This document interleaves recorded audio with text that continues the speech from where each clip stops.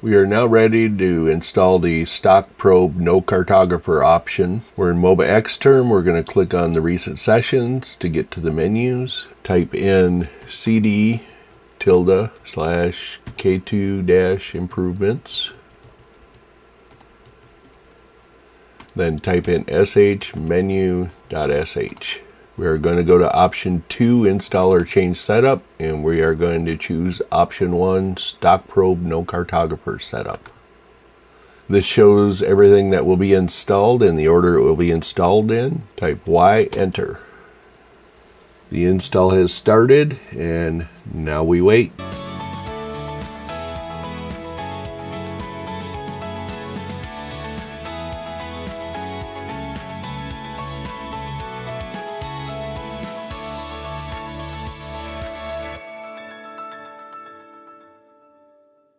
We have successfully installed the stock probe No-Cartographer path. We will now move on to the next video, which will be a fluid walkthrough. Press enter to continue. We can go back into number 1 here, and it shows everything is installed. So we are going to say no, 0 back, and we're at the main menu. And now at the top it says stock probe No-Cartographer.